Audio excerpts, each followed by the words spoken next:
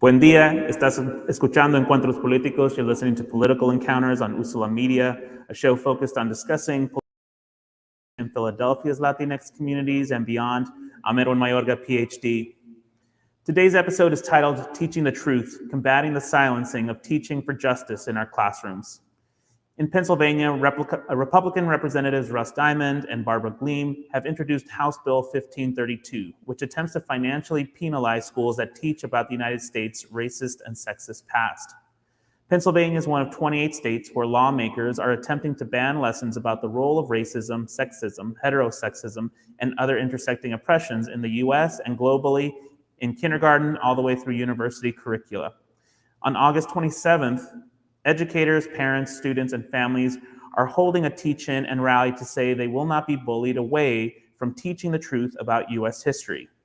To discuss this legislation and the teach-in, I'm pleased to have Dr. Marilisa Jimenez Garcia and educator Kristen Lubert on Encuentros Políticos, Political Encounters. Dr. Marilisa Jimenez Garcia is an associate professor of English and Latinx Studies at Lehigh University. She's also the founding director and principal investigator at the Institute of Critical Race and Ethnic Studies. Dr. Jimenez Garcia's research on Latinx literature and education has appeared in Latino Studies, Centro, a journal of Puerto Rican studies, The Lion and the Unicorn, and children's literature. Her new book, Side by Side, U.S. Empire, Puerto Rico, and the Roots of American Youth Literature and Culture from University Press of Mississippi, examines the history of colonialism in Puerto Rico through an analysis of youth literature and culture both in the archipelago and the diaspora. Jimenez Garcia has worked on projects with Teaching for Change, the Children's Defense Fund, and Sesame Street. Kristen Lubert has taught English and social studies in the Philadelphia School District since 2001. She is a member of the Racial Justice Organizing Committee. She believes that teaching the truthful history of our country empowers us to realize and accept our past actions and to become better and freer in that acknowledgement. Welcome, both of you. Thank you. Thank you. So I wanted to start with gathering your perspectives on HB 1532 and the legislation that we're seeing across the country that are pushing this ban with regards to the teaching of complex historical issues in US history and the complexities related to race and sexism. Maybe we could start with you, Marilisa. Yeah, okay. I mean, I think this is just a really interesting time for us to put in perspective also last summer, right? In terms of the kinds of organizing and demonstrations that were going on about the Black Lives Matter, and also a lot of the promises that educators made at the time, including school boards, right? To teach, or, anti-racism and, to do all that kind of work, universities as well. And yet you see this movement at this time, right, almost a year later, which is actually the banning of teaching racism. So I think we really need to hold those two things in tension.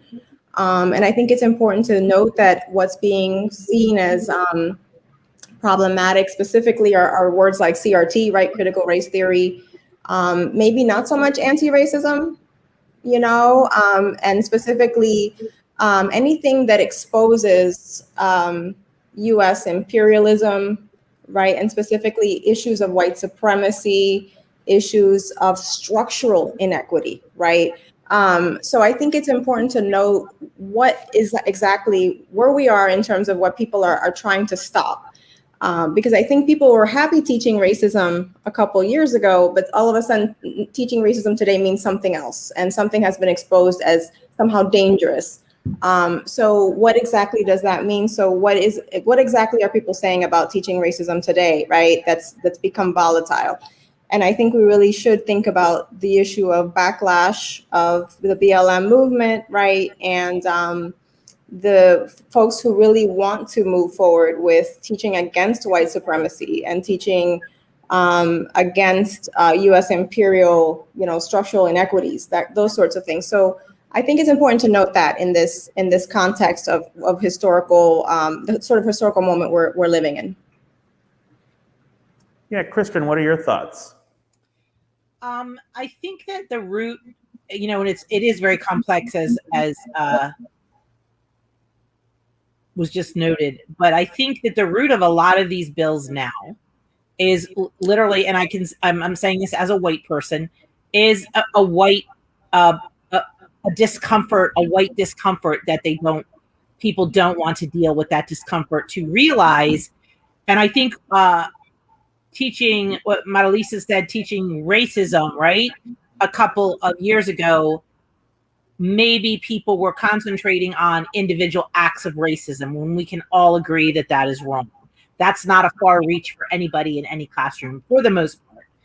However, when we get to really digging deeply into the history of our country and imperialism, colonialism, not to mention the way the country was set up to systematize this racism, that hits people in a place where they realize they can no longer believe in the mythology they've been sold about the United States. And it hits a deeper place where they feel very uncomfortable and they feel personally responsible. So I think a lot of these bills are a very emotional reaction to realizing we have work to do as a country, that we have work to do as white people, and we may not have been alive when these things happened, but we still benefited from those structures, from all of the systems that were put in place. And, we need to own that and we need to work to change that. And that's uncomfortable. It's perfectly okay to be uncomfortable. And they're afraid that a child is going to make to feel uncomfortable for a minute or two, and that's not something they want. Whereas if we really look at it, there's plenty of Black, Indigenous, people of color, children who've been made to feel uncomfortable in our education system pretty much throughout their whole educational career. So I think the root of these bills is a lot of shifting of perspective, and they don't like the fact that they have to look at with a very cold eye at the past of our country and acknowledge that it wasn't, we weren't always acting from the best interests of anybody except ourselves. So you're both hit. Oh, I'm sorry. Go ahead. Oh, I was just also going to say, right before President Trump left office, right, he issued the 1776, sort of report, which also depended on a lot of the mythology that Kristen is, sort of speaking about. And it quotes Martin Luther King Jr. And it, it sort of like has all the tight-knit sort of mythologies and sort of like holding things, in a nice distance. But also, I think that really set us up for where we are today, right? Even as he was exiting office, you already had a conversation about we have to have an American education. And what is an American education, and why does an American education always mean, leaving out people of color? So that's just one thing I want to make sure I say. And I also agree with that. I think that, I was looking at this bill, speaking of the HB 1532, I read the cover sheet. And of course, they quote the one line from Dr. King, which is, I hope that my children will be judged by the content. And you can tell they've never read Letter from Birmingham Jail, where Dr. King talks about the most dangerous person is the white moderate, not the Ku Klux Klan, right? He talks about that. So that's this cherry picking of certain acceptable Black or Indigenous people of color heroes that they say, oh, we're not racist because look, we like Dr. King, but we only like this one version of Dr. King, and that's true for anyone you can name. So you've both pointed, I think, both to the historical and structural aspects of this, that this is a systemic issue that is it seems to me they're trying to legislate away. What's your reading then? What's the end game of this legislation? Is it really about what's happening in the classrooms, or a kind of larger systemic question that's afoot here, which I think both of you have already started to point to. I was wondering if you could speak a little bit more about what you think the end game is. I don't know, and maybe this is mean of me, but I don't know that the legislature it has made some deep intellectual thought process about what their end game is. I don't know that I trust them to do that. I think it's a feel good for white people. We don't want our kids uncomfortable. Some of our school boards in parts of the state are upset that we may have mentioned, the systemic, like take for example, the GI Bill, which everybody says was so wonderful, and it was. But the compromises that were made in the GI Bill to get it passed were to let the states administer it. Once we let the states administer it, of course, many states did not give loans to soldiers of color the way they gave loans to white soldiers. So again, this points to a systemic inequity. So thinking of some of the things that people love about our country that they say we did great, when you find out and you dig down, it wasn't done so with a eye towards equality.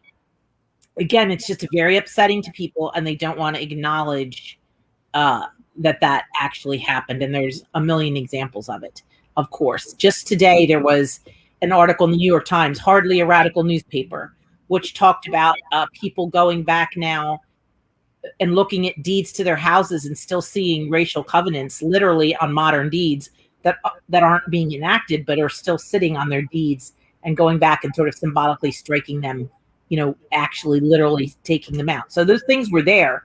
Mm-hmm. Primary sources are there for anybody who wants to find them. It's not, no one who wants to be part of the Teach Truth movement is making anything up. It's literally in the history of our country. It's in the National Archives, but people get very upset when they see that that intentions were not pure.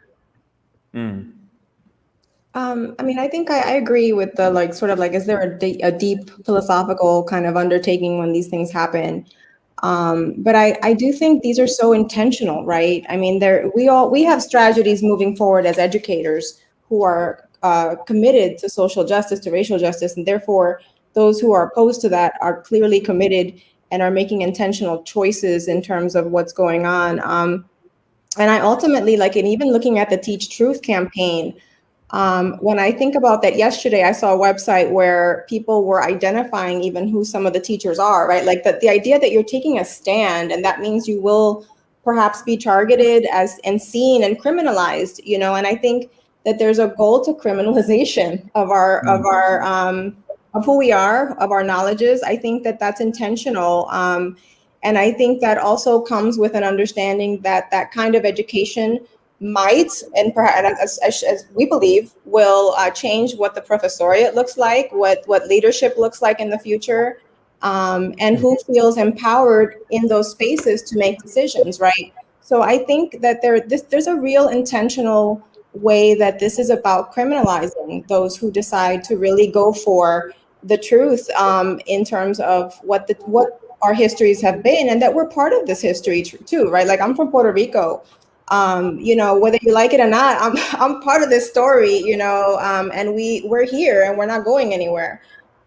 So it's one of those things where, to me, I really have to believe, because we've also seen so many resurgences of this. This is not the first time our knowledges get banned, or also legally sort of defined as deficient or whatever, as we saw with sort of like the bilingualism sort of acts and that sort of thing. I think it has to do with destabilizing, and really criminalizing those of us who are coming up, and those of us who we are educating, because the reality is that they're not the majority anymore.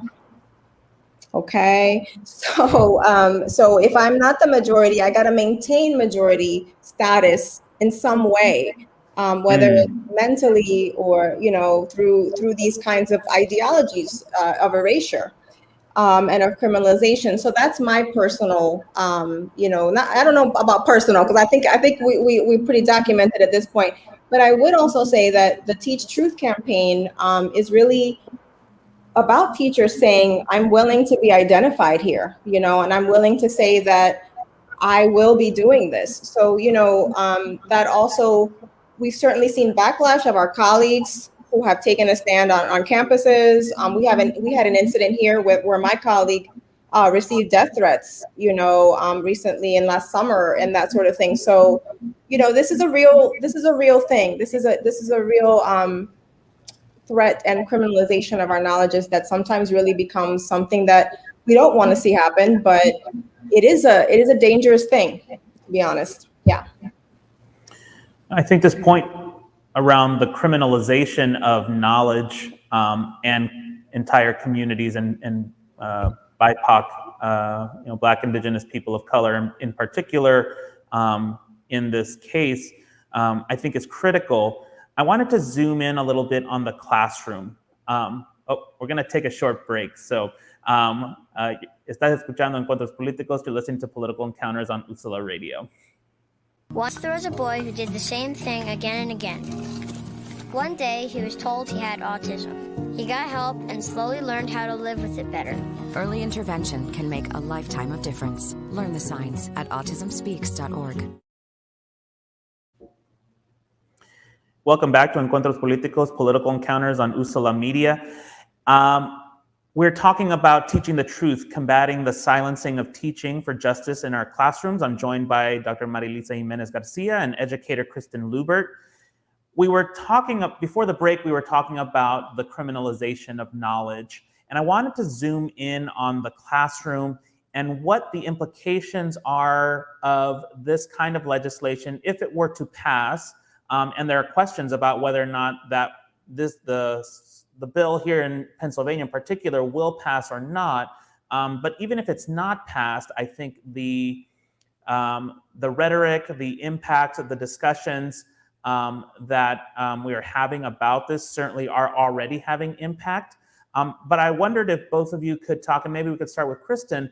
What does this mean? What does this look like in classrooms when this is the kind of dominant setting the tone, I guess, perhaps, around what teachers should and should not be doing?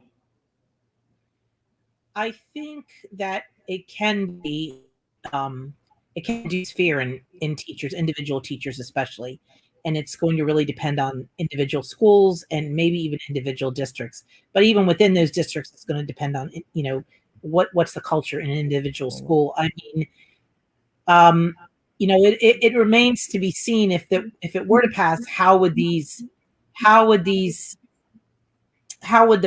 be enacted? How would we be finding out who's teaching the wrong thing or who's saying the wrong thing? It seems like I'm not saying it, relying on people to report things uncomfortable.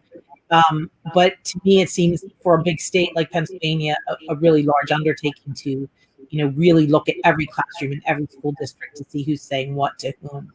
In Philadelphia, we're a little bit luckier in one way in that we have a history curriculum that literally includes anti-racist resources in every unit that looks at world history. We're trying to build those units that with an anti-racist lens, every year improve them. So that's an official curriculum. So a teacher can be somewhat protected by saying, I'm teaching the official curriculum of my school district. But again, if the state's going to penalize the district, how long would they hold to that curriculum? Using money as that club would be really damaging. So it could have a deleterious effect on classroom practice. Just as Marilisa said, that organization that's publishing or republishing the Teach Truth petition from Zinn and saying, here's all the radical people that you need to watch out for. That was posted on the Philly teacher Facebook group yesterday saying, oh my God, this is terrible. People were really afraid. Some people really responded by saying, oh my God, I'm so afraid. I'm going to keep my head down. So it's already having an effect on that in that way for some people. Just as many people. I'm on that list. I'm proud to be on that list, and I'll continue to teach truth. But it will make some people very, very wary. Yeah. I think that one of the things we can think about too is how can we equip ourselves? How can we equip our teachers, right? Because I think you're already dealing with a group of people that have little support for professional development, for professionalization, and resources outside of the school. So, for example, in the work that we do at the Institute, part of that is educator workshops that we've had since last year, since we started. which were within the anti-racism sort of movement, right? But now, and even in some of those workshops, you have teachers expressing sort of like, what is this going to mean for me? Basically kind of putting my life and my job, on the line to a certain extent. But something that we do try to do is be very practical, and we ask teachers, what have you done in the past? Teachers who sort of like successfully organized, for example, in Phillipsburg, New Jersey, which is very close to here, around certain issues of changing the curriculum or adding things to the curriculum within the structure. And I think that's something we have to think about, because as much as I love sort of like radical movements and that sort of thing, we really need to think about, like, people are in these classrooms, these are their jobs. How can they go with what's going on, but still maintain, like, the way that they have a job, basically. So I think it's important for us to go to places like Sin Education and support Teaching for Change and these sorts of places also that are independent outside of the school, that think through some of those issues, right? And think through like how to add a lesson and think about this lesson in this way and have alternatives also from teachers who've actually done the work. Because quite frankly, sometimes we ask all these people who are not in the classroom and are also saying, hey, this is how you're going to teach this. And they've never taught that. They might have taught it at a college level, to a certain extent, but not, in a K through 12 setting or with a group of 12-year-olds. So I think for me, what I try to do is really keep that in mind. And how can I help a teacher who's going into a classroom with 12-year-olds to really navigate that space and also navigate the fear, quite frankly. And so we try to give support, right? Other teachers around you, other educators who will also stand with you and write a letter or stand with you in the school board, right? Because we can't just send people out, and then not expect to support them publicly afterward when something does happen, when a parent does write, when someone does complain that actually you're racist, you're teaching this and that makes you a racist. So we got to follow through, basically, is what I'm saying, all the way, whether it's development, also standing up for them when they do take a stand and they're facing consequences with their school board, how to navigate that. So I'm curious, I think you both have hit on the classroom and the kind of fear, the climate of fear that I think this kind of legislation and discourse is inciting. I'm wondering then, what is the work in terms of on multiple levels, but I'm curious as on the school board level and an administrative level. Kristen, you mentioned the once financial kinds of dimensions to this kind of legislation were to put pressure on school boards to make some shifts. Where or how should we be, should educators and parents be engaging school boards or supporting school boards or informing school boards about how to navigate this kind of policy legislative water? Yeah, that's a really deep and difficult question, I think. But of course, if you don't live in Philadelphia, if you're anywhere else in the state, you have an elected school board. So you would have some power around, the kind of voices you want on your school board. You would also, even in Philadelphia, I think, be able, if the school board and the curriculum departments are supporting, the real teaching of history in the United States, and elsewhere in the world. I think you can have parents just voice support every time someone stands up to say how horrible it is. I mean, I'm always a big believer in hitting them with an actual or an actual primary saying, this is a thing that happened. What's your objection to talking about? This is a history class. We talk about things that happened, actual things that happened. Here's an actual thing that happened. What's the real objection? Because I think although there is an agenda on these bills, I don't think there's always a lot of historical knowledge. It's a reaction. It's, again, as I said, an emotional reaction to feeling upset.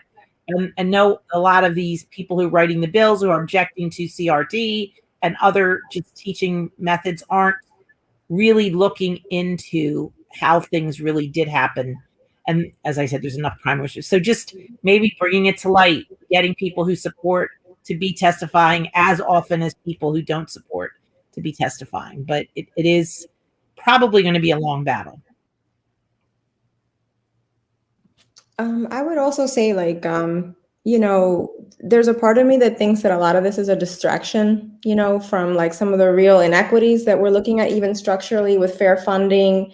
And obviously they're related, but there's a way that this is kind of like taking us in a direction where we may not be putting as much attention on how to fight those issues truly and strategically, with data also to back up the reality of what's going on in our school districts and the fair funding issues. And so, in terms of the hearings that are happening, I know there's a hearing next week that our superintendent is going to be participating at. He's recently also started working with us a lot more, Dr. Joseph Roy.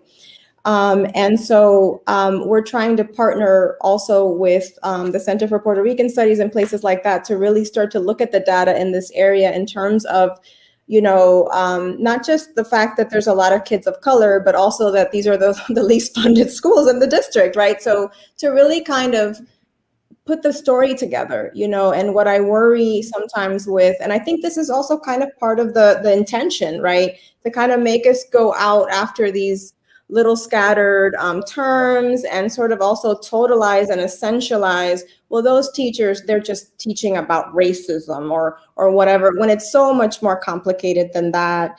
That also kind of takes away from the creativity, the artistic, there's so much that we're doing, give me a break. Like, that's not all we do.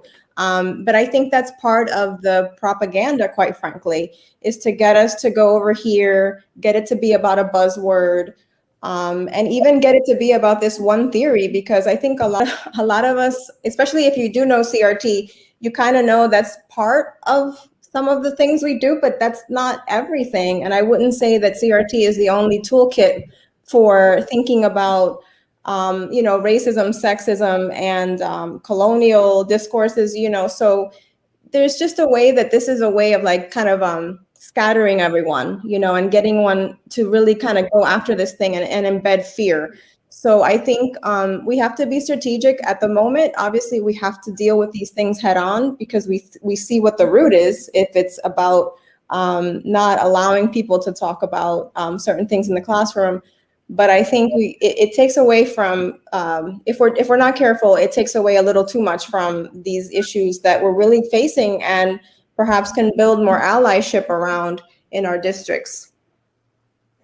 I think both of you, are hitting on a number of key topics, but one thing I was hearing and wanted to spend a little time with is engaging parents and community members around these questions and topics. And I know, Kristen, you've been a teacher in here in Philadelphia for 20 years now, and I'm wondering, it feels as though this question and argument is really more around what teachers are doing, but are families, one, aware, and two, and if they're not aware, in years past, when you've talked about some of these topics with young people or their children, what has the reception been like from families? Well, for me, I've always taught in a context where the large majority of my students are Black or Brown students, upwards of 90% in each context, in each classroom. So I haven't had pushback around these sorts of issues, like when I taught Letter from Birmingham Jail or anything. When we read a couple years ago in my 9th grade class, we read A Raisin in the Sun, which of course has to deal with family dynamics, but also with redlining. And so we studied redlining into the bargain. And, I don't get pushback, I think, because my content with a lot of people who are affected by those things very directly. Now, I do know several of my colleagues who teach a little bit whiter and a little bit wealthier, and there has been pushback from certain groups talking about this political stuff. And there has been times where a principal has asked a teacher to, rein it in or reel it back. I don't think it's super common, or hasn't been. Now we've been 18 months out of buildings. We're going back into buildings under this condition. So I'm thinking that as we go back in with all the other anxieties people have, this may be a way of expressing anxieties, that have to do with a lot of things. People may be, teachers may be being reined in even more so. I think it remains to be seen, what political and the divisions, I think, are more apparent. Maybe I don't think they're new divisions, but I think people are more free to speak about, feel more free to speak about them.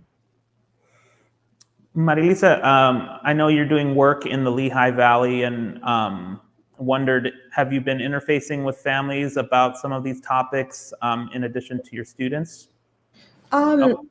Sorry. Actually, let's come back to that. We have to take a short break. Estás escuchando Encuentros Políticos, Political Encounters on Usula Media. I know kids worry about a lot of things.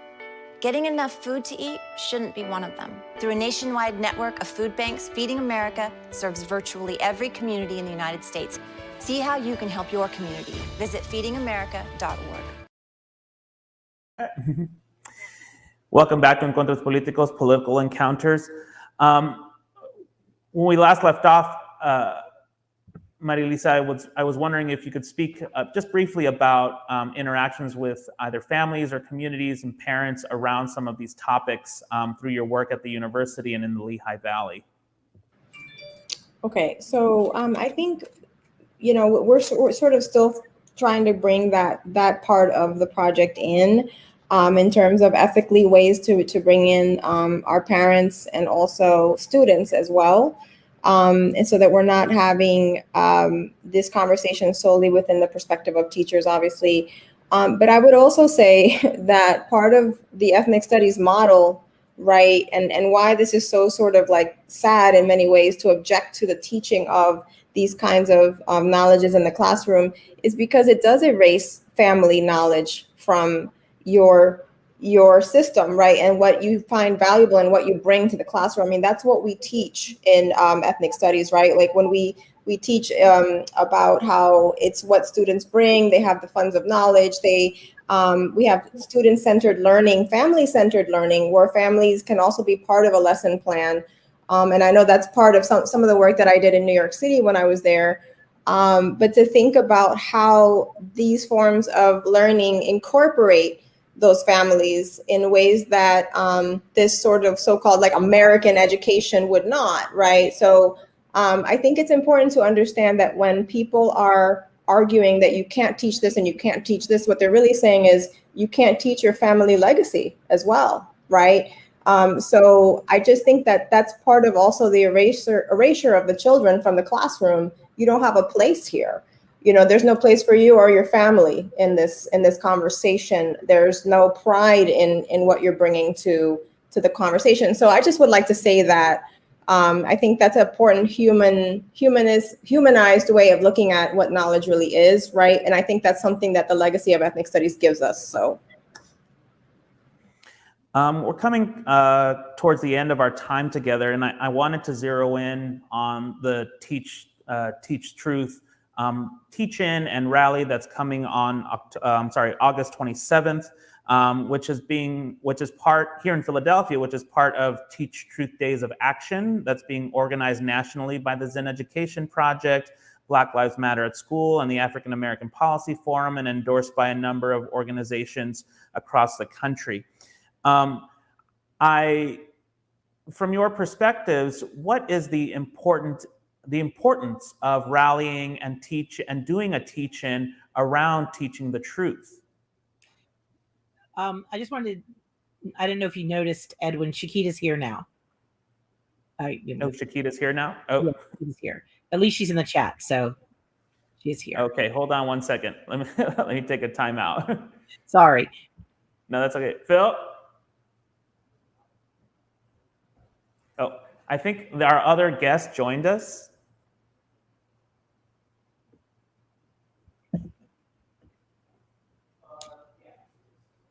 And now, Marilisa, I know you have to head out soon, right? Okay. Hey, Shakita, how are you? I'm good. Hi, guys. Hi, Thanks for Kristen. joining Thank us. you. We're coming up on the tail end, I think, here, but we were just talking about the teach-in and the rally, but maybe we'll circle back. So fortunately, we've been able to be joined by Shakita Gaines, who's a parent and activist here in Philadelphia. And actually, we were just talking, before you joined us, we were just talking about what the work is around communicating and engaging with families and parents around the teaching of the truth. And I wondered, actually, in your timeliness in joining us, I wondered if you could talk just very briefly about the perspective of parents around the teaching of truth, and in particular, Black and other families of color, parents of color, and what it means for their children with regards to what they're experiencing in school. Absolutely. So really quick, I just feel like, and I think parents feel like, we are learning more from Instagram and Facebook than we even learn in our own classrooms. And that right there is a major issue. You can go on to anybody's live stream and they can teach you more than your teacher can about your own history. And it's surprising that things that we just don't know about our own selves. It took me until I was like 30, 35 years old to realize that Dr. Martin Luther King wasn't just this yes man. All my life, I was taught that he was just a yes man until I got around some great educators who was like, no, that's not the truth. So for us as parents, we really want the truth to be taught, no matter how bad it looks or how great it is, because we want things to change. And what we learn is if you don't know the truth, you don't know how to end, you don't know how to end racism. You don't know how to end, all the issues that's happening inside of our communities, because we don't even know who we are. It's crazy, and I feel so jealous sometimes when I hear other people talk about their languages and their history and their culture, and I kind of just don't know who I am. And trying to find who I am in this space is one of the hardest things ever. So I think Black and brown parents definitely want our children to learn more culturally, more so than anything, about who they are, where they come from, and understanding that slavery didn't start our history. Thanks for that, Shakita. I want to circle this back into the teach the truth teach-in, the teach truth teach-in and rally. Again, I wonder what is important about these kinds of rallies and doing this kind of work, even as the legislative process around at the state level is happening and transpiring. What's the impact of doing this local kind of work? So when you do things like that, especially at Protest Park, you are seeing a different demographic kind of people. You want people to understand what their power is, what their rights are. You don't want someone sitting in the office that has a government job that makes almost $200,000+ a year dictating to you what your culture and your history is supposed to look like, or what you're supposed to learn and what you're not supposed to learn. I think having these rallies, having open space to be able to speak up, you're adding more, not only more fuel, but you're getting more people to tap in to who they are and wanting to learn more about themselves. I think over the last couple of years, I don't know what test it is, and Kristen and somebody, can y'all help me? It's one of those tree tests where you find out who you are and your background and everything else. I think people are now looking Like to the get those tests 2020 more. Yes. People are now looking to get those tests more because we want to know exactly where we come from, who we are, where we stand. But we don't want anyone to take away our power to know that. History is history, regardless of how big or how bad or how good it is. It's history. and it's supposed to be taught. And having rallies like this is so important, especially in Philadelphia. We are a prospect. We are a great city that is different than anything else. And if we can change history or make sure that we protect history in Philadelphia, it can happen in any other state and any other city. Yeah, I was going to say there's also the Zen Education Toolkit, right? And in learning about the resources that are available to you. And I think a lot of times too, like this, just some of the fear comes out of like not really knowing, like, what did they actually say? Like, what does this ban really mean? Like, what does it mean for me? What can I actually say and not, so that you can kind of get more of that knowledge and toolkits at these rallies and learn more about those resources, so that we can be educated about what the heck is going on in our legislative system too. So I think that's also important, that these organizations and rallies are providing resources for us to really be educated on the process of what is actually happening and how we can also fight against it, right? And attend rallies and attend actual legislation hearings to stop it, because it hasn't been approved yet. Yeah, and I think that really speaks to the resources and the reason the Philly group decided to have a teach-in. Last time we had speeches and they were great.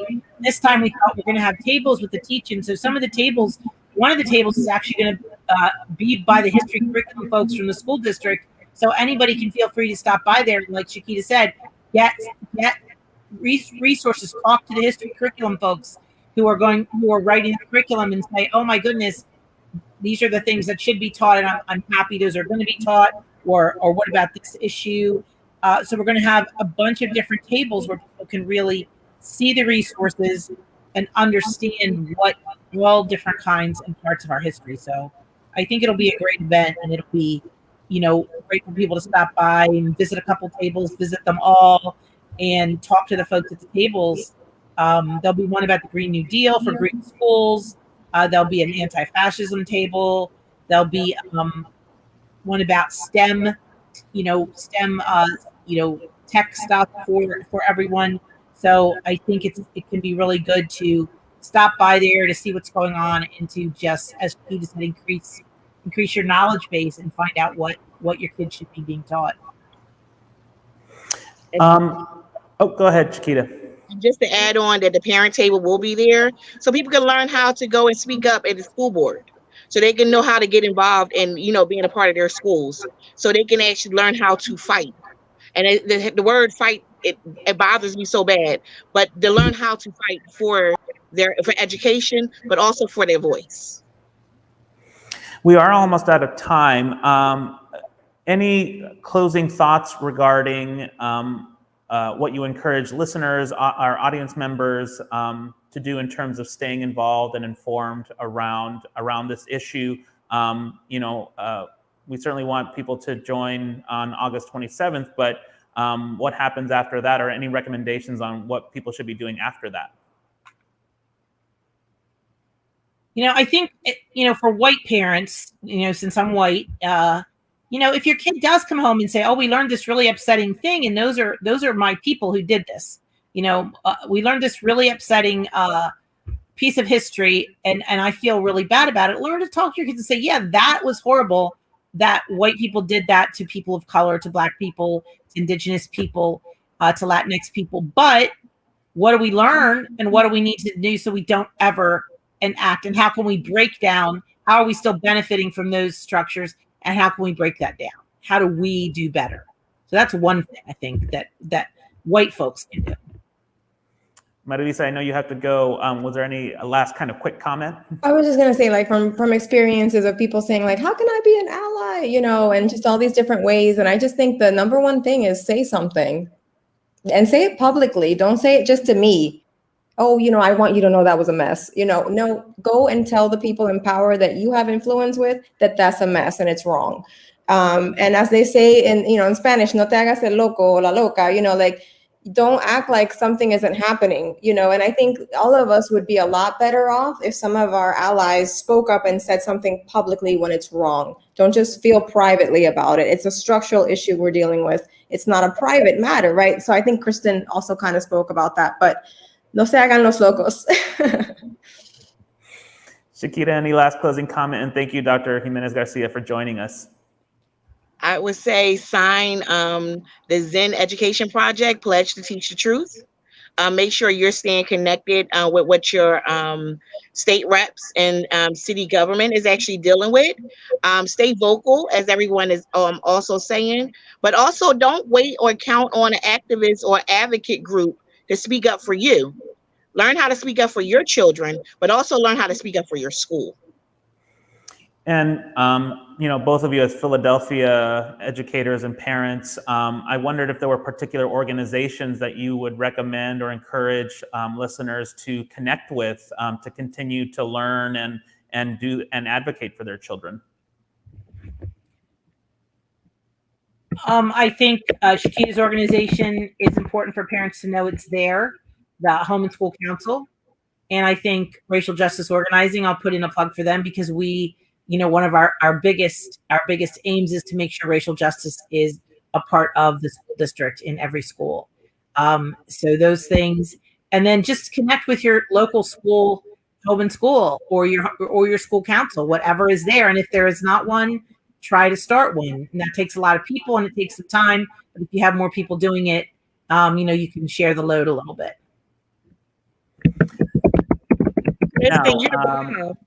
Oh, go ahead, Shakita. I say, Kristen, you're the bomb. That's the truth. Yes, everything. Are there ways that audience members can get in touch with either one of you or some of the organizations that you're a part of? So Philadelphia Home and School Council is www.philadelphiahsc.org. You can also find us on Facebook, Instagram, and Twitter. You can actually create one in your school, like that. Like they were saying, contact us so we can help you build power. And for racial justice organizing, we are phillyrj.org. So just PHILLYRJ.org. That's our website. You can see everything about us on there. For me, I'm on Twitter at Teacher in Philly, and you can always DM me if you need some guidance and some, have me point you to maybe the right, to an organization for you. Well, that's all the time we have. Viewers, if you are interested in joining or connecting on the August 27th event here in Philadelphia at People's Plaza, you can go to the website bit.ly or bit.ly/teachtruth827. That's bit.ly/teachtruth827. And you'll be able to find a Google form that will help you get more information or sign up to volunteer in some way in some capacity. All contributions are welcomed. That ends our time for today. You've been listening to or been watching Encuentros Políticos, Political Encounters on Usala Media. Thank you. I want to thank my guest, Dr. Marilisa Jimenez Garcia, parent activist Shakita Gaines, and educator Kristen Lubert for joining me. And thank you to our studio engineers over at Usala for their support. Thank you for joining us on Encuentros Políticos, Political Encounters on Usala Media. If you have comments or questions about the show, you can find me on the web at edwinmayorga.net, on Twitter at EIMayorga, or by email at edwin.mayorga@gmail.com. Join us on usalamedia.com on Saturdays at 10 a.m. Eastern, or you can view the live stream on the Usala Media YouTube channel, or download the podcast episodes on Spreaker or Spotify. Thank you. Palante.